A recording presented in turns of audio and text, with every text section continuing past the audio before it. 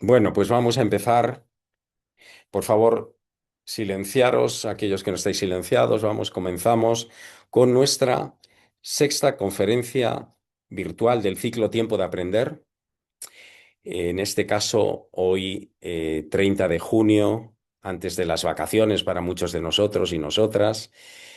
Vamos a continuar con el ciclo en el mes de julio y agosto porque somos inagotables, tanto mi compañera Yali como yo. No sabemos si en agosto haremos una pausa, pero bueno, continuaremos con este ciclo que ya llevamos más de un año, o sea, en estos 6 meses de diferentes actividades y el año completo anterior. Y bueno, pues el motivo de hoy o el tema de hoy es el de comunidades compasivas, con el título de Comunidades compasivas, el arte de liderar cuidando. Este es el tema que nos va a traer hoy a dos invitados, a dos ponentes que amablemente se han ofrecido a hablarnos de este tema. Yo no sé si conocéis lo que son las comunidades compasivas. Yo me voy a atrever incluso antes de que hablen nuestros dos ponentes bueno, a leeros una simple definición, ¿no? De lo que son las comunidades compasivas. Las comunidades compasivas son iniciativas que surgen, seguramente ellos me corrijan o lo amplíen, en el contexto de los cuidados paliativos y lo que promueven es el cambio de paradigma en la comunidad para fomentar el apoyo en compasión hacia las personas con enfermedad avanzada, vulnerabilidad, dependencia y final de vida. Fijaros que este tema va a coincidir también con otros que ya hemos visto, ¿no? Como por ejemplo aquel que hablaba de morir dignamente, ¿no? Que curiosamente tratábamos con una buena amiga mía y también de uno de los ponentes, que es Victoria Subirana. Entonces, no es que repetamos temas porque no tienen nada que ver, pero sí que es cierto que existe una cierta relación, no voy a decir mágica, entre todos los temas que estamos viendo durante todos estos meses. Por este motivo, os invito también a ver nuestro canal de YouTube para ver esas diferentes presentaciones que hay sobre muy diferentes temas, ¿no? Pero con ese hilo particular que existe entre todas ellas. Y en el texto de la convocatoria, poníamos una pregunta, ¿no? Que ¿qué pasaría si el cuidado fuera una práctica colectiva y no solo una responsabilidad individual, ¿no? Yo creo que ese va a ser hoy el reto o el objetivo de esta charla, de esta nueva visión respecto al tema de los cuidados en una parte significativa de la vida, ¿no? Como es el final de vida, ¿no? También con otro matiz muy interesante, que es esa segunda acepción del título, ¿no? El arte de liderar cuidando. Nuestros dos ponentes de hoy son grandes expertos en el arte del liderazgo, ¿no? Entonces nos van a dar también otras pautas, ¿no? De cómo liderar desde la compasión en comunidad y entiendo también que cómo liderarnos, ¿no? Cómo liderarnos a nosotros mismos, ¿no? Dentro del autocuidado. Pero no me quiero tampoco eh, enrollar mucho más, ¿no? Sobre este tema, porque realmente aquí son nuestros invitados los que nos van a aclarar. Qué es este tema de las comunidades compasivas. Quiero presentarles en primer lugar a nuestro primer ponente invitado, en este caso es Sebastián Orellana. Sebastián es ecuatoriano, aunque actualmente vive en Argentina. Os leo una pequeña biografía de él. En nuestra web hemos puesto toda la biografía completa suya, luego añadiré alguna cuestión sobre esta biografía que yo creo que entiendo que hay que recalcar. Él es actualmente líder senior en gestión del cambio en Dirección de Cultura y Organización del Ministerio de Salud de la Ciudad de Buenos Aires. Es coordinador del programa de comunidades compasivas en el Instituto Pallium Latinoamérica. Es sociólogo, es investigador, es facilitador especializado en transformación cultural, liderazgo compasivo y gestión del cambio organizacional. Yo ahí sí que querría también redundar en algo que hemos omitido en nuestra web, que son los más de 13 años de experiencia que tiene. en investigación y facilitación de procesos de transformación, acompañando equipos de salud, de educación y organizaciones, atravesando procesos de cambio con herramientas que integran pensamiento sistémico, compasión y diseños de experiencias de aprendizaje. Todo un enfoque sociológico que articula investigación y facilitación. Este es todo el gran recorrido que tiene nuestro invitado Sebastián. Se da bueno, no voy a decir casualidad, pero se da la eventualidad de conocernos Sebastián y yo precisamente por lo que he comentado antes, ¿no? Tenemos una amiga común que es Victoria Subirana, que es una experta en el tema de morir dignamente y el primer contacto que establecí con él hace ya unos meses, bastantes meses, fue precisamente gracias a Victoria, que ha sido otra de nuestras tertulianas en otro de nuestros programas, ¿no? Y en ese sentido, pues estoy encantado en que en primer lugar él aceptara nuestra invitación y que también nos diera pie a nuestra segunda invitada, en este caso Natalia. Te voy a presentar ya Natalia, aunque luego pasaremos a Sebastián para que presente él y luego presentes tú para seguir un poco el hilo, ¿no? Natalia Sarro, en este caso, es argentina, vive en España, en Barcelona. Es psicóloga, formadora internacional y conferencista especializada en bienestar laboral, liderazgo compasivo y salud mental en contextos organizacionales. Es la primera instructora en habla hispana certificada en liderazgo compasivo por el Center for Compassionate Leadership de Estados Unidos y es miembro de Women in Global Health Spain.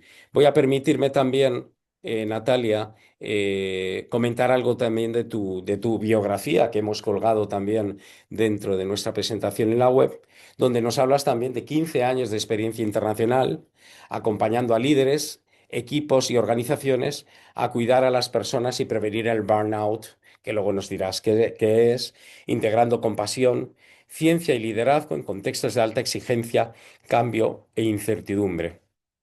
Su trabajo además pone un foco especial en cuidar a quienes cuidan y amplificar la voz de las mujeres en la medicina, la academia y el mundo empresarial. Y esto, por mi parte, es la presentación de nuestros dos ponentes. ¿Vale? No sé si queréis saludar un momentito antes que nada, antes de pasar a Sebastián para que haga su presentación. Muchas Sebastián, gracias, Julio. Por mi lado, hola solamente Natalia. agradecerte por la invitación y feliz de compartir con vosotros en unos minutitos. Con ganas de escucharlo a Sebastián. Gracias Natalia. Sebastián, no sé si estás ahí ya incluso Sí, también para sí, sí. saludar y para comenzar tu presentación. Bueno, por acá les saludo desde Buenos Aires. Sé que por allá están con calor, yo estoy con frío, así que bueno, esperemos que el calor de ustedes también haga que yo pueda sentirme cómodo y tranquilo en este frío porteño. Así que listo para empezar. Muchas gracias, Sebastián, cuando quieras. Bueno, primero muchas gracias a Julio por la invitación, a todos los que están presentes, a Nati también le dije, Nati, tienes que venir acá también a compartir justamente de tus avaris porque se complementan, ¿no? Yo, si bien soy sociólogo, también tengo una mirada muy desde la psicología para poder trabajar estos temas, pero para ir desde el inicio, ¿no? Vamos en el origen del por qué estamos hablando de las comunidades compasivas. La primera persona que fue como el pionero en el tema de generar este tema de comunidades compasivas fue Alan Gallagher, que es un australiano. Y si bien tal cual lo que dijo Julio, que justamente está enfocado en el tema de enfermedades crónicas, de fin de vida y también como todo un contexto del acompañamiento en fin de vida, en realidad se originó por la Carta de Ottawa. La Carta de Ottawa de 1986 es una carta en donde se empieza como a revisar cómo es el tema del cuidado, cómo es el tema de la salud, y ya en 1986 se empieza a querer desplazar este concepto como más biomédico, de reconocimiento que la salud es la ausencia de enfermedad, más bien a tratarse como eh, de un carácter más social, político, y colectivo de qué es la salud, ¿no? Entonces, ¿cómo es la salud y cómo se va formando la salud dentro de nuestros espacios cotidianos, en nuestra comunidad, en nuestro barrio, en nuestra familia? Claramente, porque en lo que estamos viviendo en estos tiempos hay una época como de mucha fragmentación, de mucha ruptura y de mucha competencia en el sentido de que vamos por ese progreso, progreso, progreso y nos vamos como olvidando un poco de la sintonía interna que tenemos, de recuperar esa resonancia. Entonces, un poco las comunidades compasivas lo que busca y lo que quiere promover es que nosotros desarrollemos mapas de cuidados en donde la persona, si bien está en el centro, nosotros podamos de empezar a ver cuál es nuestro círculo interno de influencia y de personas con las que podemos tener como cierta conexión. Porque cuando vinimos a esta vida, em, me imagino que culturalmente va cambiando, pero todos tienen como la misma impronta de que es cuando alguien va a tener un hijo, empieza una red a estar cerca, ¿no? Entonces empieza el baby shower que le llaman en Ecuador, que es, bueno, viene la familia, viene el primo, viene el tío a querer dar regalos, a querer estar presente, a querer estar como formando esa red de ese nuevo nacimiento y de esa nueva vida que viene justamente a gestarse, ¿no? Pero para el final de vida o para el acompañamiento o para enfermedades crónicas o para el fin de vida, ahí esa red empieza como a desaparecer y se empieza a vivir un poco de manera más aislada, ¿no? Y esto es algo que yo vengo trabajando ya hace muchos años porque trabajo el tema del duelo. Trabajé el tema del duelo con adolescentes en una fundación Aiken que está aquí en Argentina, que es de los primeros donde yo me empecé a formarme como con el tema de la muerte y el duelo. Eh, y después hice una investigación que se llamaba Experiencias de atención en fin de vida durante la crisis del COVID, durante la crisis del COVID, ¿no?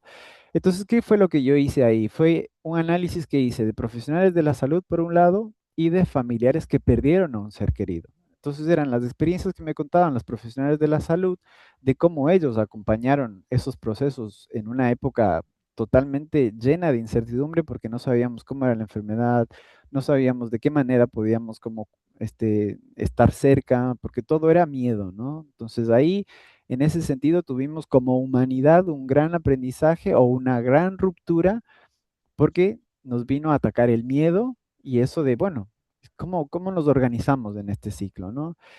Entonces, en varias de las entrevistas que yo hice, vi que muchas personas en el final de vida estaban muy solas, terminaban estando como solas en ese fin de vida y no tenían una red de poder sostenerse y poder sostenernos para poder como atravesar algo que nos duele. Y eso que nos duele es justamente lo que menos queremos como de sentir, ¿no? Porque siempre estamos como anestesiándonos con diferentes tipos de adicciones, si se puede decir, o con diferentes tipos también como formas de estar en comunidad.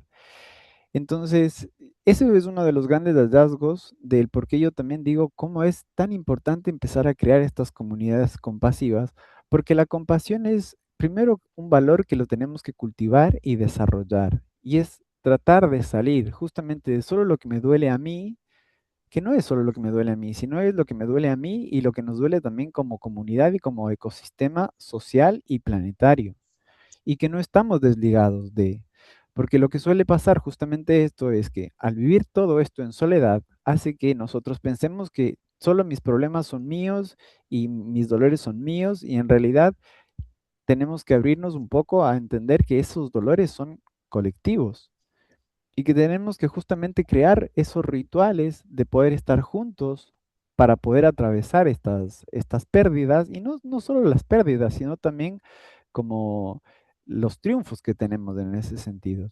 Y un poco para también como transmitirles a ustedes también así como de qué se tratan estas comunidades compasivas, me gustaría que se lleven tres conceptos que son claves para mí, que son el autocuidado, que tiene que ver como cómo nos cuidamos a nosotros mismos, el cuidar a otros, que requiere una gran fortaleza el cuidar a otros porque podemos cuidar desde diferentes ámbitos. Podemos cuidar desde la ansiedad, podemos cuidar desde el control, podemos cuidar desde el miedo o podemos cuidar desde la confianza o desde la mirada apreciativa o desde una mirada generosa. Entonces son como distintas formas de cuidar y hay que entenderse a uno mismo cuál es esa manera que yo cuido a otros.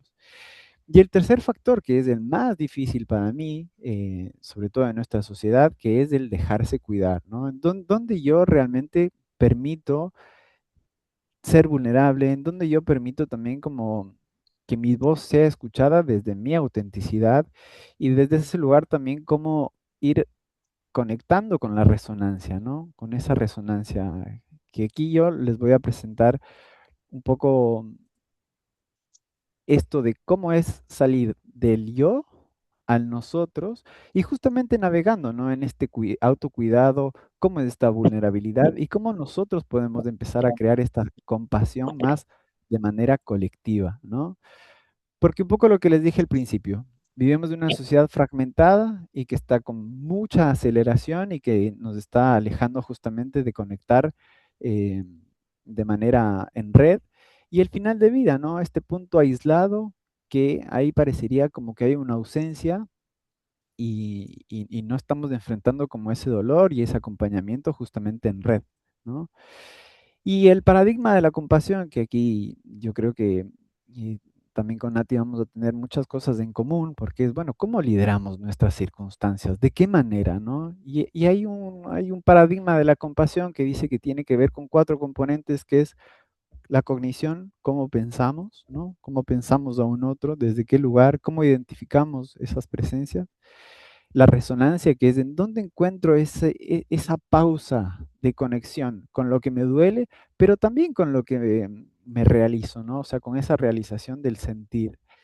Y después vienen los dos últimos factores, como que es la intención de querer aliviar ese dolor de un otro y la motivación de salir y hacerlo, ¿no? Entonces, ahí están las comunidades compasivas. Es reconocer que dentro de mi barrio, dentro de mi familia, dentro de mi entorno, de este círculo más pequeño que les decía, puedo reconocer eso y puedo aliviar ese dolor de esas personas que están alrededor mío, pero teniendo en cuenta que esas personas también tienen que saber pedir y de qué manera nosotros también poder estar presentes en eso, porque no es el cuidar por cuidar de, yo cuido porque me toca y en ese sentido voy haciendo lo que quiero o tapando parches, sino dejando que el otro aparezca y emerja lo que necesita como experimentar y decir.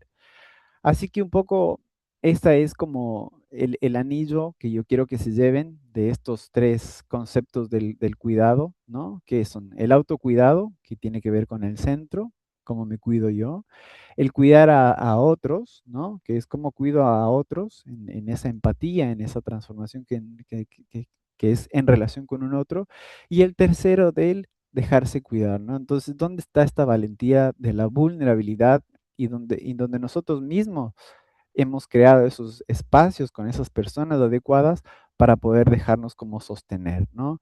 Y aquí justo como para hacer una conversación un poco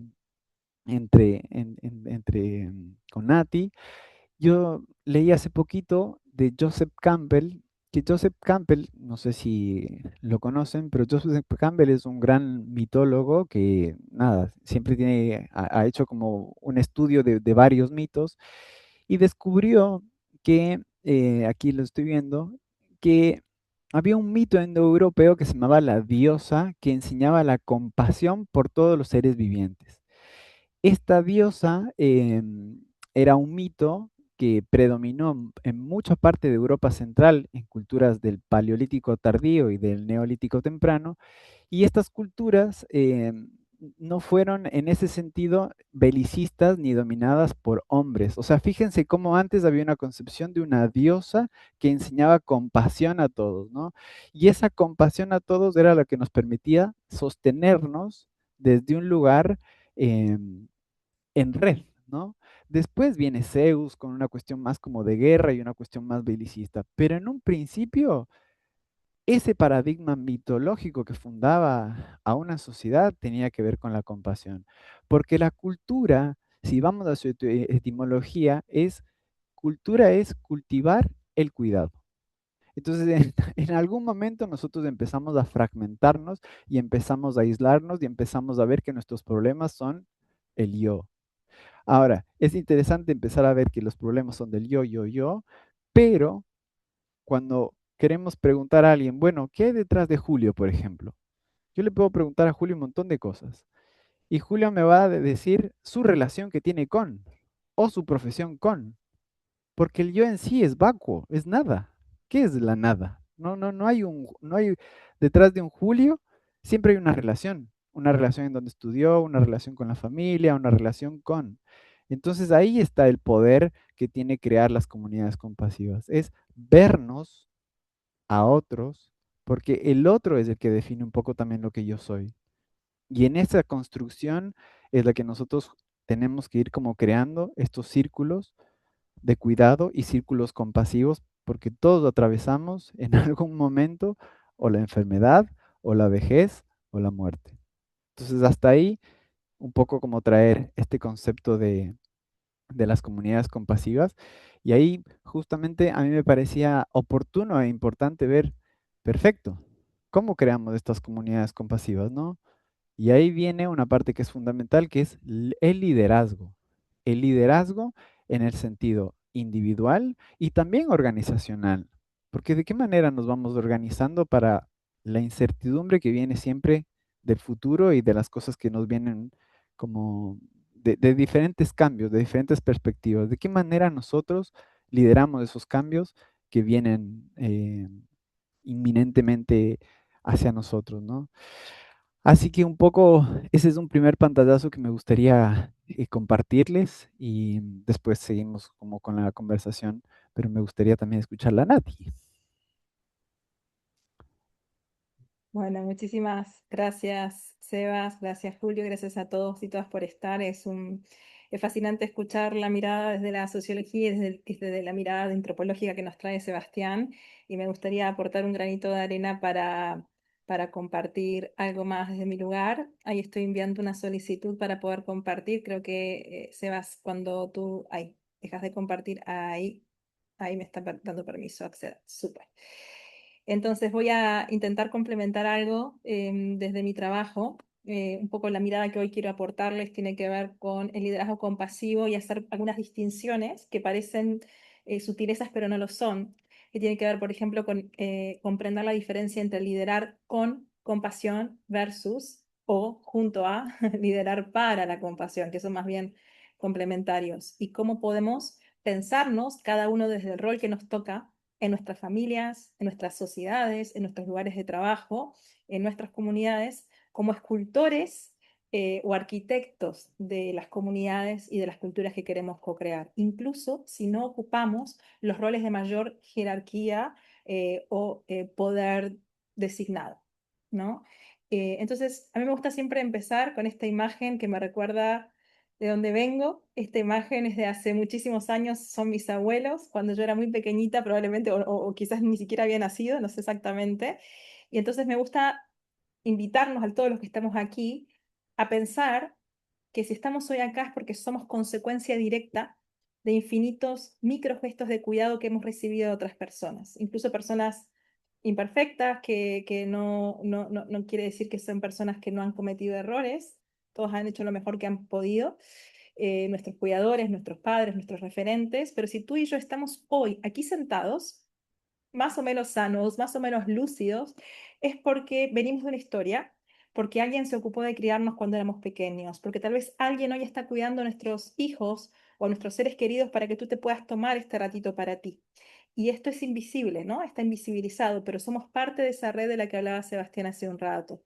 Entonces, una de las cosas que yo quiero posicionar hoy es que también parte de los aprendizajes y tropiezos y aciertos que uno puede compartir en estos lugares es porque hay una comunidad compasiva detrás que nos ha apoyado, gente que ha transmitido sus saberes. Aquí, por ejemplo, pueden ver al grupo de colegas con los que me he formado como instructora para el programa de liderazgo compasivo, y soy parte de todos esos saberes, parte de esas experiencias como cada uno de nosotros.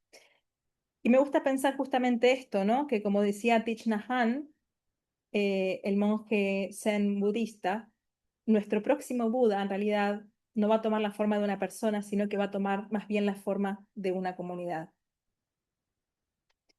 Entonces, desde aquí, primero que todo, honrar a las familias, a las personas que son parte de lo que hoy yo puedo compartirles. Aquí algunas de estos rostros, que representan muchos rostros más también. Y con esto quiero contarles un poco cuáles son los tres elementos, los tres lugares, las tres paradas de este viaje en las que me gustaría detener y compartir. Primero que todo, la importancia de entender cuál es el costo real de ignorar los cuidados en el lugar de trabajo, en los lugares de trabajo, en los lugares de relacionamiento, ya sea que estemos acompañando a alguien en final de vida, que tengamos una profesión de salud o que tú estés hoy aquí escuchando esta charla y digas, yo no tengo que ver con ese mundo, pero tengo un rol en la sociedad o me desempeño en algún rol y me importa cuidar. Me importa ser un líder del cuidado, un referente del cuidado allí donde hoy estoy plantado, plantado. Vamos a definir qué es liderazgo compasivo, para qué sirve y cuáles son los 4 pilares de la arquitectura social compasiva, que es un modelo que nos puede guiar y orientar desde la mirada del Center for Compassionate Leadership para pensar, ok, en el mundo de las organizaciones o de los grupos humanos, qué puertitas de entrada podemos encontrar para empezar a tener sistemas fragmentadas, sistemas de trabajo complejos, equipos donde hay altos niveles de desensibilización o falta de empatía para poder empezar a traer esta mirada rehumanizante. Entonces quiero empezar por ti, porque traigas, mientras me escuchas, a tu mente, quizás por un momento el recuerdo, la imagen de alguien, de un referente, un líder o una líder, que recuerdes que te haya apoyado de alguna manera en un momento difícil de tu historia. Puede ser un maestro, un terapeuta, un mentor, un supervisor, alguien que tú recuerdes y digas, qué bueno que esa persona me vio o me escuchó o no fue indiferente a mi dolor. Y te invito a esto, a que trates de identificar qué fue lo que esta persona hizo diferente, qué es lo que vio en ti como merecedor de cuidado y qué impacto tuvo su presencia, su escucha, sus preguntas en ti o en el grupo del que formabas parte. Ojalá que puedas ir en estos segundos internamente a tu propia experiencia, porque la compasión ante todo es una experiencia encarnada y es una experiencia relacional. Entonces, así como tú hoy quizás puedas evocar estos referentes compasivos, allí afuera, tal vez sin que tú te des cuenta, ahora mismo hay alguien que te ve a ti con esos mismos ojos, que si yo le preguntase quién es para él o para ella un referente de cuidado, de bienestar, de empatía, de poder, piensa en tu nombre o piense en tu rostro, ¿no? Y esto es justamente el punto donde yo trabajo. Sobre todo, mi mirada es de perspectiva de género, trabajo sobre todo con mujeres líderes, mujeres que muchas veces estamos desafiadas a asumir ese rol de cuidado, a vernos a nosotras mismas como líderes, a ocupar nuestras sillas, sobre todo en el sistema de salud, donde hay un altísimo porcentaje de profesionales de la salud mujeres, pero que ocupan un reducido porcentaje en los roles de toma de decisión, en hospitales o en centros de salud, ¿no? O sea, somos muchas trabajando en el ámbito de la salud, pero no necesariamente estamos sentadas en la mesa donde se toman las decisiones. Y esto en gran parte tiene que ver en cómo hemos sido socializadas y criadas, y también tiene que ver con los ojos que tomamos prestados como propios, ¿no? Entonces, si hoy tú estás aquí, escuchando esta conferencia en vivo, en diferido, quiere decir que algo te importa, si no, no estarías aquí. Entonces, también te invito a no solo escucharnos, sino pensar en tu propia experiencia y qué es lo que tú estás cuidando. ¿Qué es lo que tú estás cuidando cuando eliges asistir a este tipo de círculos? Puede que cuides una causa que te importa defender, puede que cuides a un familiar con problemas de salud, puede que no cuides directamente a algo o a alguien, pero estás pensando cómo puede ser de beneficio, de servicio para las próximas generaciones, para alumnos que el día de mañana van a ejercer cierto rol profesional y tú los estás entrenando. O piensas en tus hijos, ¿vale? Conecta con eso que te importa, porque es ahí donde está la semilla del cuidado que vamos a buscar fortalecer en este espacio. Sin embargo, mi experiencia entrenando mujeres líderes es que básicamente hay 2 grandes desafíos que estamos viviendo como sociedad. Por un lado, sobre todo después del COVID, estamos viviendo una epidemia de desesperanza, ¿no? De dejar de ver al futuro como un espacio de posibilidad, un espacio de florecimiento. Y esto justamente también lleva a percibir nuestro poder de manera reducida para poder influenciar en el futuro que queremos crear. No tengo suficiente poder de decisión, no estoy suficientemente formado, no tengo suficientes contactos, soy muy joven, soy muy grande, etcétera. Y también, con solo abrir el periódico, lo que está sucediendo, por ejemplo, ahora mismo en Gaza o en Venezuela, muchos de nosotros estamos inmediatamente expuestos a lo que los autores llaman el colapso por compasión. Es decir, cuando percibimos que los niveles de sufrimiento en el mundo son tan altos y nuestra capacidad de respuesta frente a la magnitud del dolor y del malestar es pequeña, entonces podemos caer en esta desesperanza de no hay nada que hacer. ¿Qué puedo cambiar yo? ¿No? ¿Qué diferencia puedo marcar yo desde mi pequeño lugar? Entonces, justo frente a estos dos mitos o frente a estos dos males de épocas que trabajamos en las formaciones de liderazgo compasivo, encontrar qué es lo que a ti te importa, donde sí tienes un espacio de influencia directa, tengas o no un rol jerárquico formal, y probablemente qué diferencia ya estás marcando, quién te ve a ti con los mismos ojos con los que tú ves a la gente que te importa. Evidentemente, trayendo un poco la mirada que quizás Sebastián nos puede complementar mucho más, somos hijos, ¿no?, de la época en la que hemos nacido.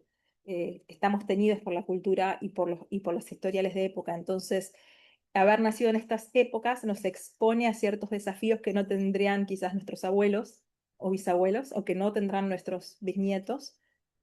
Y al mismo tiempo, esto que nos toca vivir es una invitación a que miremos alrededor y digamos dónde yo quiero marcar una diferencia, dónde yo quiero tomar responsabilidad.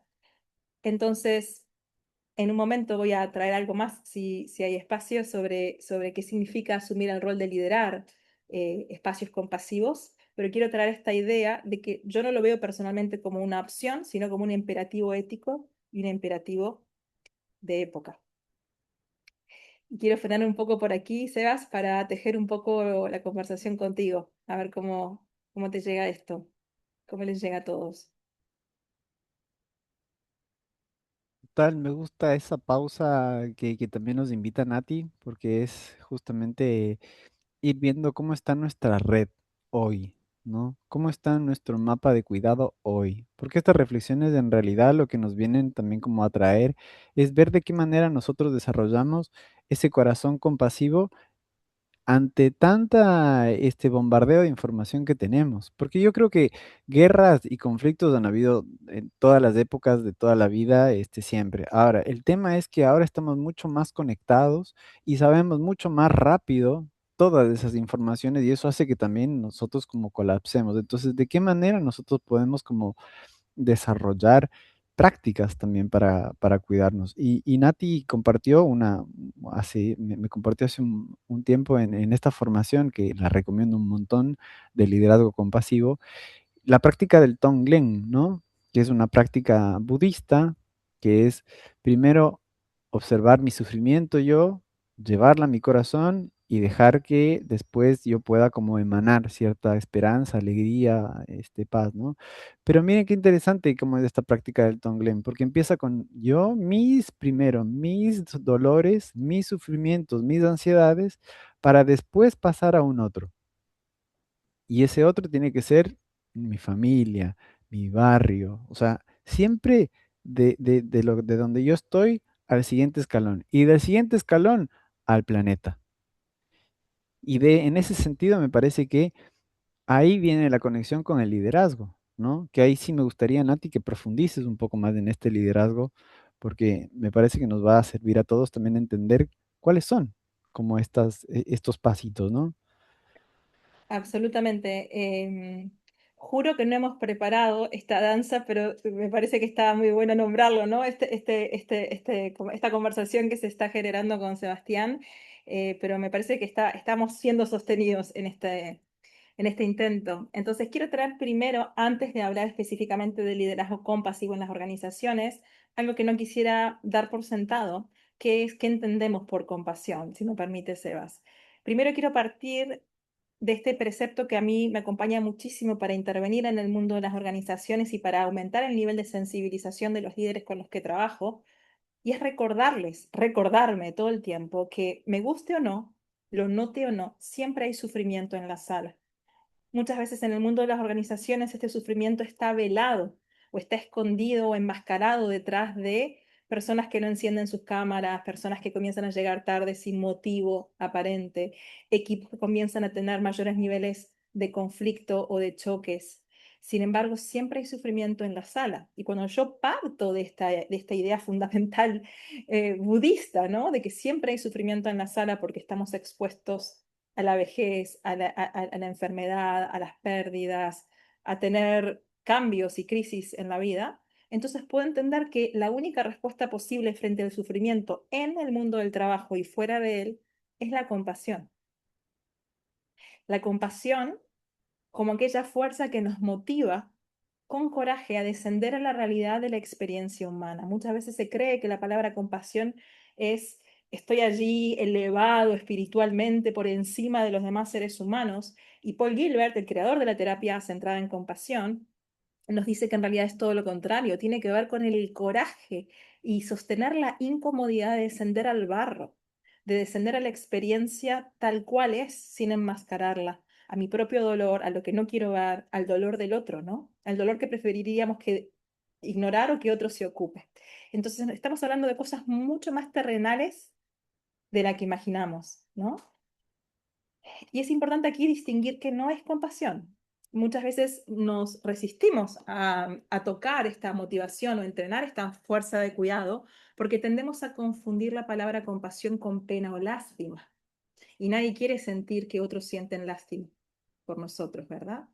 Desde la pena hay de alguna manera una disposición a ver al otro como alguien en inferioridad de condiciones o que no tiene suficientes recursos para cuidarse o salir adelante. ¿No? Desde la lástima, no veo al otro como un tal como yo, como si a mí no me pudiese suceder lo mismo que le está pasando al otro. Pero la realidad es que tanto tú como yo mañana podría sonarnos el teléfono y podríamos estar recibiendo un llamado diciendo que nuestros resultados médicos no han ido bien. Todos podemos recibir mañana un llamado de que hemos perdido el trabajo. ¿Vale? Entonces, esto nos devuelve a un nivel de horizontalidad. La compasión nos recuerda que estamos todos en este barco, ¿no? Y tampoco es empatía, ¿no? Esta es una palabra prima hermana y es importante distinguir que empatía no es compasión. Sí, es necesaria la empatía, pero no condición suficiente para hablar de compasión. Porque la empatía tiene que ver con mi disposición para resonar empáticamente con lo que a ti te duele o lo que te alegra, porque además ambos tenemos neuronas espejos para resonar empáticamente. Pero la compasión me va a invitar a ir un paso más allá, que es justamente pasar a la acción. Cuando nos mostraba Sebastián hace un rato este gráfico, el último elemento tenía que ver con el componente intencional, cómo yo me dispongo a salir de mi zona de comodidad para hacer algo, incluso bien pequeño, para pasar a la acción y para intentar prevenir o aliviar el sufrimiento en mí o en otros o en el mundo. Por eso, como vemos en el gráfico, en la compasión me dispongo a hacer algo por intentar ayudar.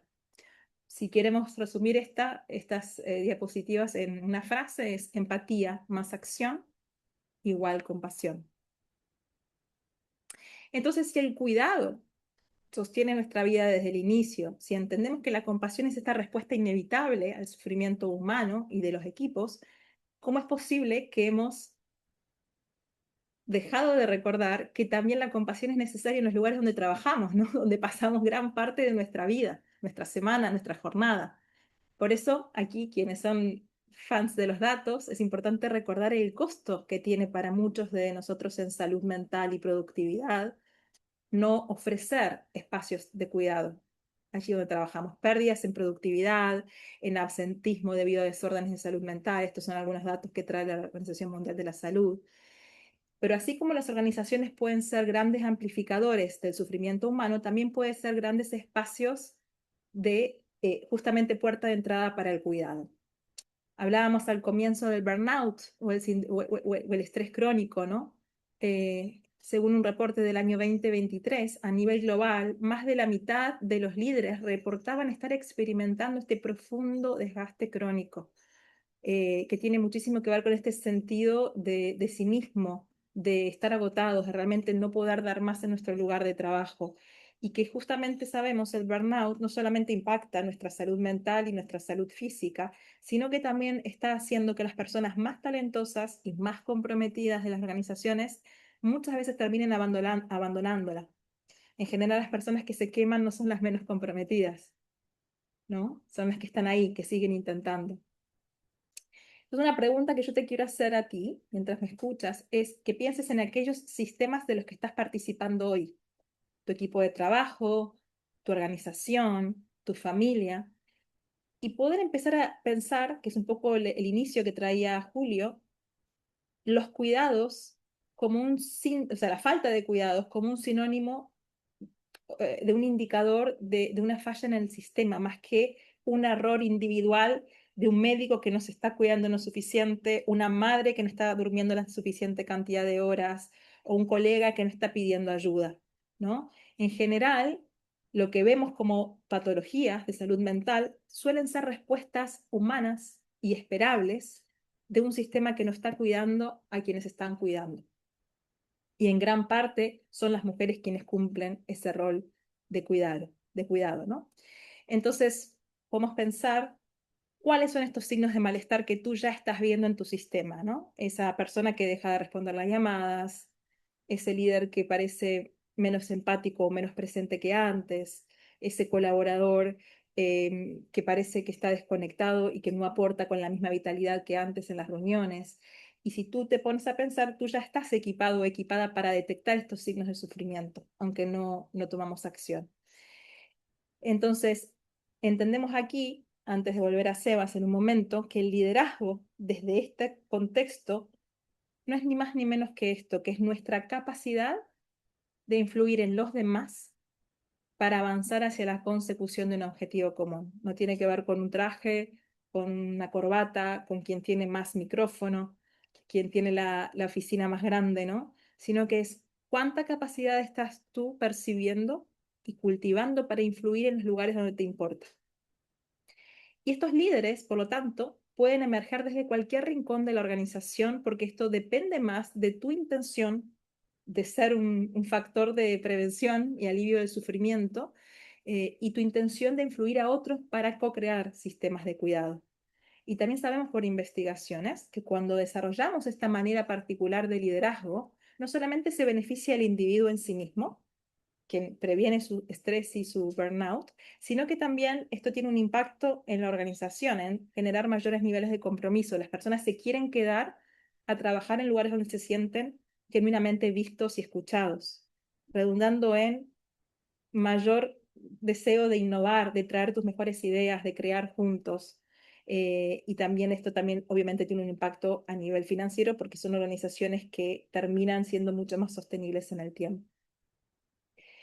Me quedo un poquito más por acá para abrir un poco la conversa con Sebastián, a ver si hay algo que te trae esta mirada, Sebas. Y yo creo que ahí también, como complementando un poco, de que si bajamos esto a nuestro terreno cotidiano, si lo bajamos a nuestro vecindario, siempre en nuestro vecindario hay alguna persona que puede ser como el loquito del barrio o la persona que está como cerca, ¿no? Entonces, en mi barrio, por ejemplo, está Julito, que Julito es una persona que tendrá unos 60 y pico de años, que vive en la calle, pero la red del barrio lo cuida. Entonces tú lo ves a él que está con un billete de 1.000 pesos, que 1.000 pesos ahora ya no es prácticamente nada, pero él entra a la cafetería y en la cafetería le dan su lugar, se sienta y le dan de comer, ¿no?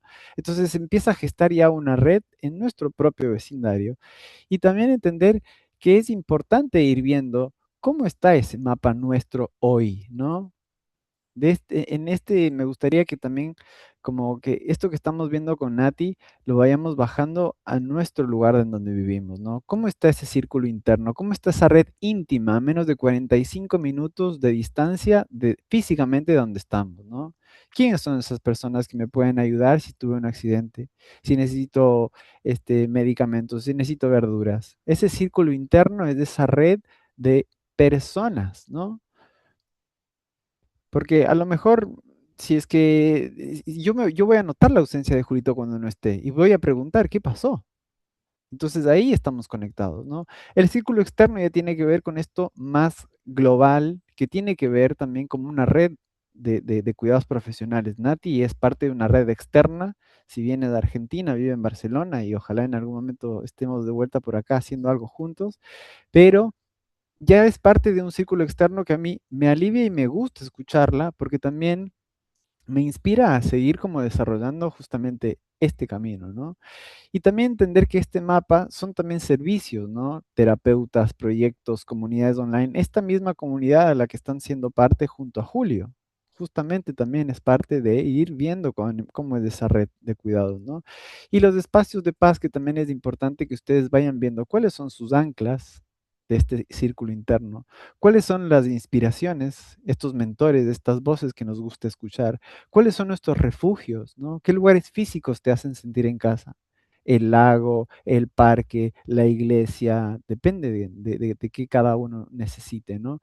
Y cuál también son estos soportes profesionales. Y en ese sentido, ahí sí, vamos de mapas aislados, vamos generando interdependencia y vamos generando esta comunidad en red, que es justamente las comunidades compasivas, en donde ya el cuidado deja de ser un problema privado y se convierte en un recurso colectivo, y trayendo nuevamente a lo que decía Nati, que siempre está ligado a la mujer. Entonces, tenemos que empezar a salir un poco de ese paradigma, y cada vez más también los varones empezar no a ser solo los cuidadores con el tema del dinero, de, ah, sí, yo estoy porque cuido y doy dinero para que pueda sostenerse. Sí, puede ser una parte, pero también ir viendo de qué otras maneras nosotros nos podemos como ir como gestionando y estando en esos espacios. Así que por ahora yo creo que también sería lindo escuchar a Julio a ver qué nos dice, cómo viene la charla. Bueno, daros las gracias, ¿no? Me encanta el formato, ¿no? El formato que habéis hecho así de complementario entre uno y otro me parece fantástico. Os lo agradecemos. Ya veis que incluso en las notas del chat la gente quiere volverlo a ver, volverlo a escuchar. Cualquier material que queráis aportar, bienvenido sea, ¿no? Porque en definitiva todo esto luego lo podemos compartir por nuestras redes. O sea que en ese sentido, muchas gracias. Ya, Sebastián, tú has hecho también referencia a algunas cosas muy particulares que me han llamado mucho la atención, ¿no? Cuando has hablado de Campbell, ¿no? Y de Joseph Campbell, ¿no? Como, bueno, pues todo el tema mitológico suyo. Y luego también has hablado de la meditación Tonglen, ¿no? Que para mí fue como un auténtico impacto, ¿no? Porque siempre presumes que las meditaciones son para dar luz al mundo, y en ese momento lo que haces tú es acoger el sufrimiento del mundo para transformarlo en paz y en bienestar mundiales, ¿no? Y para mí fue transformador el conocer el Tonglen, ¿no? Porque era una ruptura de esquemas, ¿no? En el ámbito compasivo, ¿no? En ese sentido que ha compartido Natalia, ¿no? De cuando la compasión se convierte en acción, ¿no? Yo creo que has dicho, Natalia, imperativo ético, ¿no? Cuando realmente hay que moverse, ¿no? Hay que cambiar el mundo, ¿no? Yo creo que esa es un poco la invitación que nos ha hecho Natalia con la presentación, que si nos la comparte es fantástico, ¿no?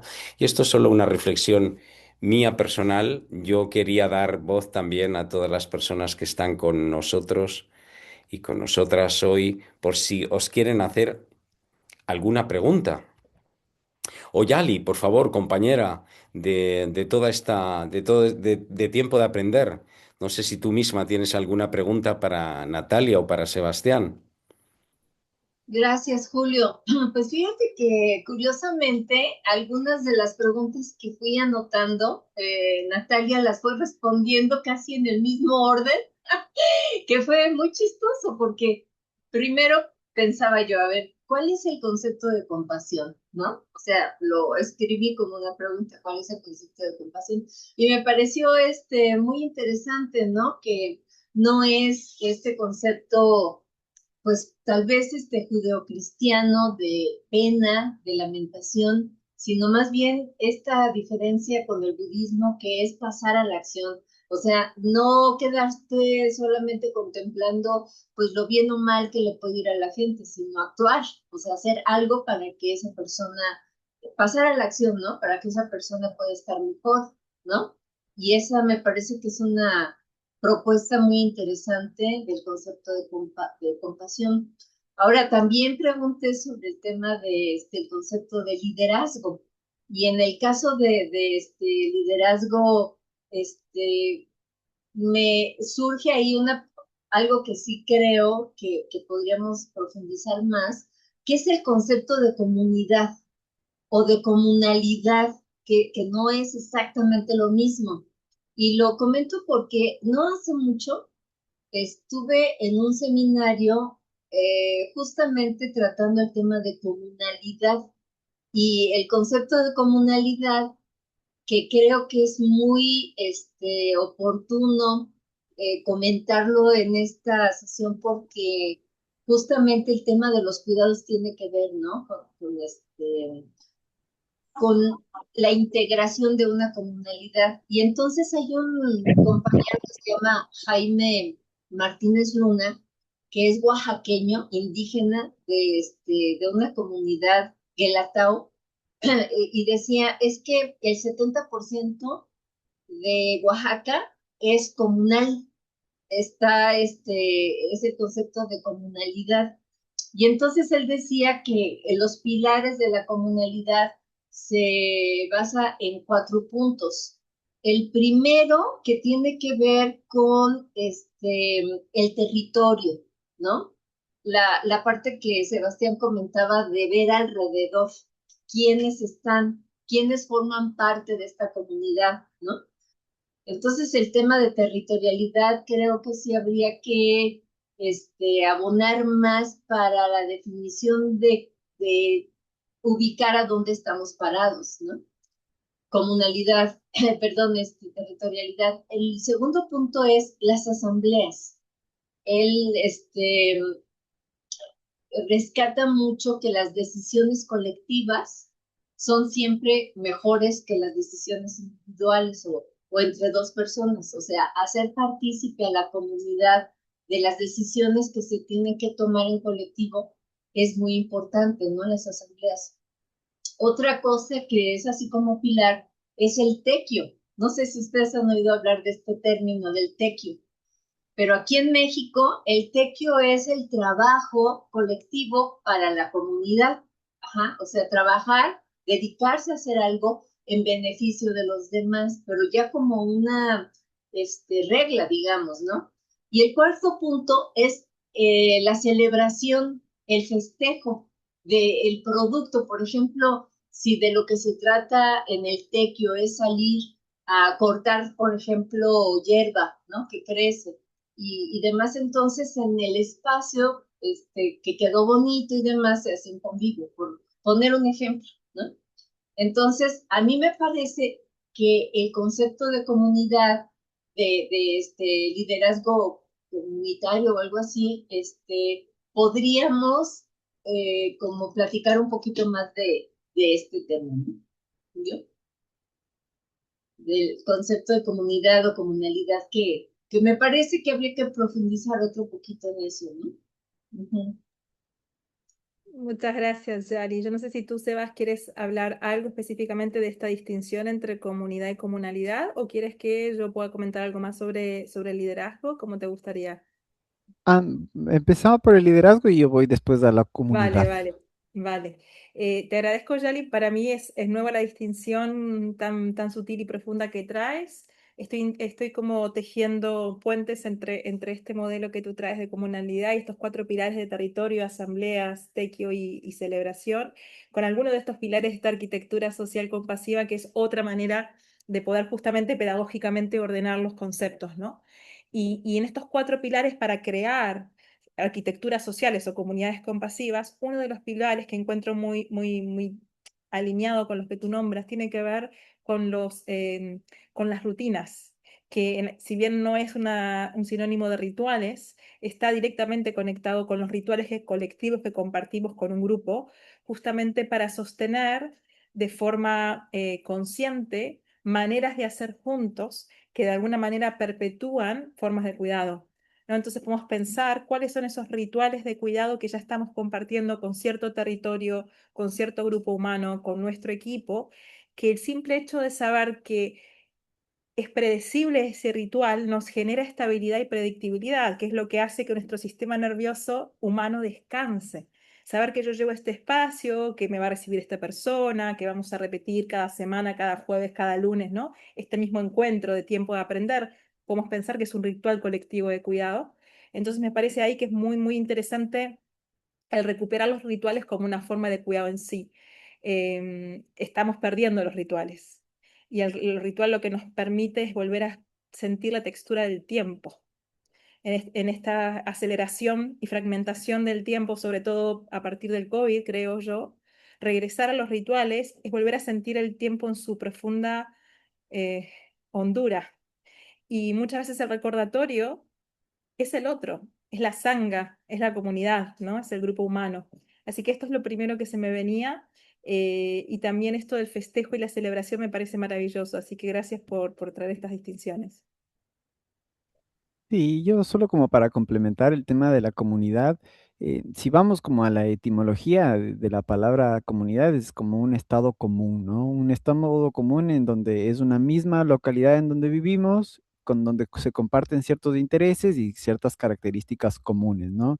Entonces, si queremos desarrollar una comunidad compasiva, justamente es ver en nuestro territorio, en donde nosotros estamos, dónde podemos encontrar esos espacios de práctica, ¿no? Esto que dice Nati es fundamental y es una tarea que cada uno tiene que tener en su vida cotidiana de ver qué prácticas de ritual yo tengo en el espacio en donde estoy, ¿no? Puede ser un ritual pequeño como o simple como, no sé, mi ritual es irme con mi hija, con mi hijo o con mi tío al parque a sentarme a tomar en un café ahí entre los dos, ¿no? Otro ritual es ir a la iglesia a tener la práctica de el ritual de lo común que estamos haciendo, ¿no? Algo que está común y que nos sostiene en ese sentido que es, sabemos cuándo tenemos que pararnos, sabemos cuándo tenemos que sentarnos, sabemos cuándo tenemos que arrodillarnos, pero eso hace que seamos una identidad global y que hay algo más grande que nos sostiene. Y el budismo también tiene muchísimo para enseñarnos en ese sentido porque tienen Budo, Dhammo, Sanko, que es el Buda, el Dharma y la Sangha, que la Sangha es el espacio de práctica en donde nosotros estamos justamente como creando esa colectividad y esa ritualidad, ¿no? Así que en ese sentido, ahí estaría esta diferencia entre comunidad y comunalidad, que me gustó también ese concepto en ese sentido, así que te agradezco también por esas nuevas apariciones que hacen emerger en este campo que nosotros tratamos con Nati de abonar y de cultivar, ¿no? El desarrollo de la compasión, que justamente es todos estamos sufriendo en algún momento, en algún sentido, y es tratar justamente de darnos esas herramientas para acompañarnos. Y de las mejores herramientas que tenemos para acompañarnos con nosotros mismos está la caminata, sin distracciones, sin dispositivos, y recuperar la capacidad del asombro con la caminata. Eso es fundamental porque si no estamos caminando en piloto automático. Una segunda, que es volver también a ese ritmo interno, es la escritura, porque es nuestra mano, nuestra energía, la que va dando el tiempo y la que va viendo también de qué manera voy desarrollando mis conceptualizaciones, mis sentimientos y los voy impregnando en un papel. Y queda la huella, ¿no? Y queda el legado en ese sentido. Porque qué lindo que es recibir una carta, ¿no? Entonces, regalémonos cartas también. Escribamos, que esa es una de las grandes cosas que yo aprendí con Victoria Subirana. De qué manera tenemos también esa potencia de poder escribir a nuestro padre, a nuestra madre, a nuestros hermanos, a nuestra pareja, pero desde un lugar en donde esté conectado el hilo invisible de la compasión. Porque rencores, envidias y de todas las cosas mundanas todos tenemos. Sino que tire la primera piedra el que no tiene esto, como dice el dicho. Pero es volver un poco a eso, ¿no? En dónde nos perdemos y en dónde nos encontramos. Sería, Muchas gracias. Fíjate sí, que, perdón, Julio, una de las cosas que me quedó así como muy, como que te relaja y te da seguridad y te da confianza, esta idea de que todos, tarde o temprano, tenemos alguna circunstancia, pues lamentable, ¿no? Todos, siempre. Y entonces es un poco como decir, a ver, pues es que aquí no hay elegidos, ¿no? Aquí hay hay que jalar juntos, hay que hacer frente, hay que cobijarnos entre todos. Eso me pareció muy lindo porque es poner de manera consciente algo que es real y que no se dice. Pues muchísimas gracias. Me parece muy, muy bonito y muy interesante el tema, Julio, que se escogió, y además a Natalia y a Sebastián por proporcionarnos tantas ideas que son útiles, que sirven, ¿no? Gracias. Yo en este sentido quería pediros, ¿no? Porque realmente nosotros constituimos una comunidad de bancos de tiempo, ¿no? O sea, somos bancos de tiempo que cada uno, pues, es por sí solo una comunidad. Hacemos reuniones de diferentes tipos, ¿no? De confianza, muchas reuniones de confianza para conocernos. Y estos temas no los tratamos, ¿no? El tema de los cuidados, los autocuidados y el dejarse cuidar, ¿no? Esas tres claves que has comentado al principio, Sebastián, y que son fundamentales. Nos gustaría, y pluralizo porque sé que es un deseo colectivo de mi organización, ¿no? El poder diseñar un pequeño taller o algo para concienciar, ¿no? A las usuarias y usuarios de los bancos de tiempo de la importancia de los cuidados, ¿no? Y de convertirnos también, que yo no sé si eso es posible, ¿no? Porque, claro, a mí me dejaba un poco contrariado, ¿no? Que también es una cosa que quería compartir. Si las comunidades compasivas son de facto existen, o sea, es decir, hola, yo soy miembro de una comunidad, ¿cómo puedo pertenecer a una? La típica pregunta, ¿no?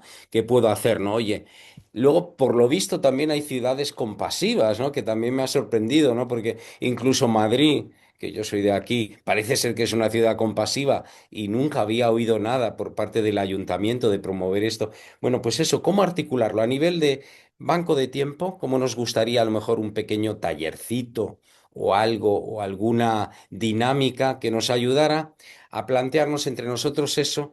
Y por otra parte, ¿qué hay de estructura dentro de lo que son las comunidades compasivas y las ciudades compasivas? A nivel internacional o a nivel nacional. O sea, ¿cómo podemos meternos un poquito más en el tema a nivel organizacional? Mira, a nivel organizacional tienen una muy cerca que es en Sevilla, que está una de las primeras ciudades compasivas y de hecho tienen una organización que ahora, después te paso el nombre completo, pero si buscas Sevilla Comunidad Compasiva, ya hay un estudio que ellos se Vale, dedican como no sé si certificar, pero sí como a tener un estándar de qué es una comunidad compasiva, ¿no? ok. Nosotros aquí en Buenos Aires se hizo una investigación entre Suiza, Colombia y Argentina para ver cómo son los beneficios de crear comunidades compasivas con indicadores. Entonces, nosotros desarrollamos una guía para ver cuáles son los indicadores que tiene que tener una comunidad compasiva para que se desarrolle. Que eso es un documento que te lo puedo pasar y si quieres justamente, mira, justo ahí está Nati y encontró. Sevilla Contigo es el que, de hecho, Sevilla Contigo fue uno de los que primero inició el programa de Todos con Vos, que bueno, acá en Argentina ya se desarrolló también ya de manera independiente, pero fueron los inicios también así como de esas relaciones así. Y ese manual te lo puedo pasar, que es un manual de cuáles son estos beneficios de crear comunidades compasivas y puedes trabajar con un indicador y de acuerdo a ese indicador se puede desarrollar justamente una comunidad. Entonces se puede hacer. Y después lo otro que también hay que entender es que el tema de los cuidados es algo que es muy nuevito. O sea, el derecho al cuidado, recién la Corte Interamericana de Derechos Humanos el año pasado, en agosto, en Argentina, declaró el derecho al cuidado, que son estos tres conceptos que te dije que son claves de entender, ¿no? Y de eso es importante como seguir practicándolos, seguir desarrollándolos, y sí, sin duda se pueden hacer talleres al respecto. No sé si Nati en eso también eh, puede poner su expertise también ahí mucho. Así que bueno, eso sería. Pero sí, sí hay como ciertas consignas o ciertos protocolos para poder tener una comunidad compasiva que les puedo compartir. Es Fantástico, un pues te lo estudio que hicimos. agradecemos mucho, porque luego va a haber después por parte nuestra, de Yali, mía, de la asociación, pues unas conclusiones, ¿no? Y queremos trabajar este tema, ¿verdad, Yali? Claro que sí. Por supuesto. Muy bien. No sé si hay alguna otra pregunta más, Yali, de alguna otra persona de las que están aquí o Pues estoy revisando el chat y más bien son saludos y felicitaciones por a los expositores, Hola, Sandra, compartir. ¿Sí? ¿Me oyen? alguien. hola. Dani, sí, ¿no? Dani. Sí, sí, desde Málaga. Dani, no se Desde te ve, Málaga. bueno, se te escucha. No, es que no Habla, tengo, es Dani. que como Sí. cierto grado la... No se te oye bien. Otra vez. Dani, tienes tu micrófono bloqueado. Ahora ¿me escucháis? Sí, sí, sí. Vale, perdonad que no tenga, es que estamos aquí en Málaga 200 grados la sombra, ¿vale? Aunque sea de noche, hace mucha calor, ¿vale? No, entonces, eh, me ha parecido muy interesante lo que ha dicho Natalia sobre el papel de la mujer como relegado a un segundo término. Es verdad que tiene mucha espiritualidad la compasión y suena muy religioso. Creo que el ser humano como tal, sin esperar a tener ningún tipo de ser supremo, puede tener valores instintivos comunitarios y de trabajo por los demás. Y sí me ha gustado, aunque es verdad que parece un poco muy religioso, muy católico, el católico haciendo la misa, todos estamos culpables, empezamos la misa. ¿Vale? Eso dice el cura normalmente, pero me refiero que me ha parecido muy interesante la postura de Natalia, sobre todo el papel de la mujer en un segundo término, en el tema de todo el tema de los cuidados, del proyecto comunitario. Y me ha parecido muy interesante que todavía, en todos esos conceptos, la mujer está relegado al, a un tercero, como si tuvieran la obligación de hacerlo, aunque esté preparada. Me ha gustado todo ese tema que ha dado Natalia, como que la mujer tiene que tener más protagonistas dentro de la comunidad y como ha dicho antes el compañero, que hasta que llegó Zeus y lo fastidió todo. Entonces, me gustaría que remarcara más cuál debería ser todo el papel de la mujer en todo este aspecto que ha comentado ella. Mm, ¿Me he explicado bien? sí, claro que sí, Dani, gracias. Muchas gracias Vale. por subrayar esto. No sé si queréis agregar algo antes, Julio o Sebastián, ¿tenéis algo para agregar? Vale. Em, es interesante lo que traes, porque más que cuál debería ser el rol de la mujer, es qué es lo que se espera que sea el rol de la mujer por parte de toda la sociedad, ¿no? Estas expectativas invisibles que pesan de manera silenciosa en tantas generaciones de mujeres desde hace tantos siglos, que invisibilizan el acceso de la mujer desde votar hasta poder abrir una cuenta bancaria y por lo tanto de tener la capacidad de tomar decisiones en las mesas pequeñas, en las mesas de comité. La compasión en el rol de las mujeres líderes es importante hacer una sutileza allí, que muchas veces la compasión necesita tomar en las mujeres el rol de una autocompasión fiera.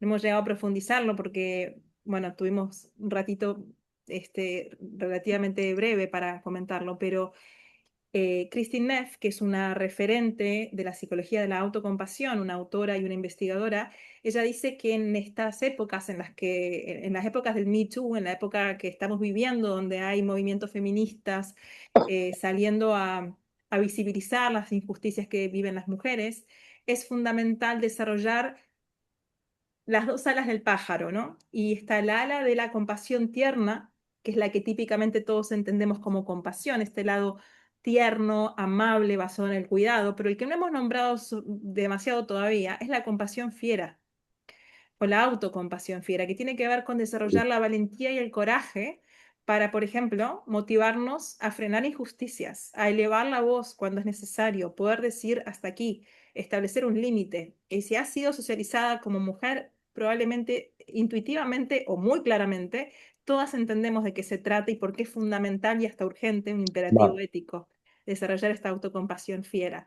Porque muchas veces se entrena más a la mujer para protegerse de las injusticias que mirar al sistema patriarcal que está avasallando, ¿no? Entonces entrenamos a la víctima a que sea más fuerte en poner límites y en defenderse, más que visibilizar qué está pasando, que hay el 50% de la sociedad mundial que tiene que estar defendiéndose porque es digamos, el sexo débil, ¿no? Y que físicamente no tienen las capacidades. Entonces, para mí es casi que un regalo en esta vida poder acompañar a las mujeres a ver esa fuerza de liderazgo y entender que el liderazgo no siempre es sonreír, no siempre es ternura, no siempre es decir a todo que sí. El liderazgo tiene muchísimo que ver con plantar una cara firme y establecer límites, incluso desde una motivación compasiva.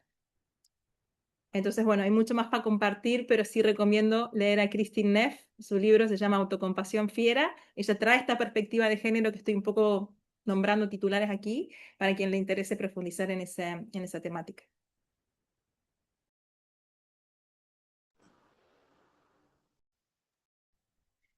No sé si alguna última pregunta por parte de los presentes.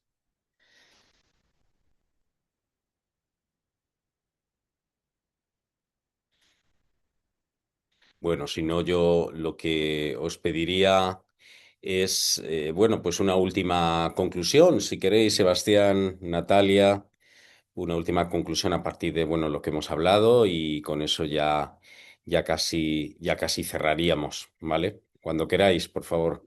Y yo creo que mi gran conclusión de todo es, primero, gracias y gracias también por generar esta red y permitirnos también junto a Nati traerles esta mirada compasiva y nada, como tarea para el hogar, que empiecen a desarrollar estos mapas y seguir como justamente viendo cuál es esa manera de liderar. Agradecerle a Nati. Nati, gracias por venir también y por estar aquí presente y por tu aporte.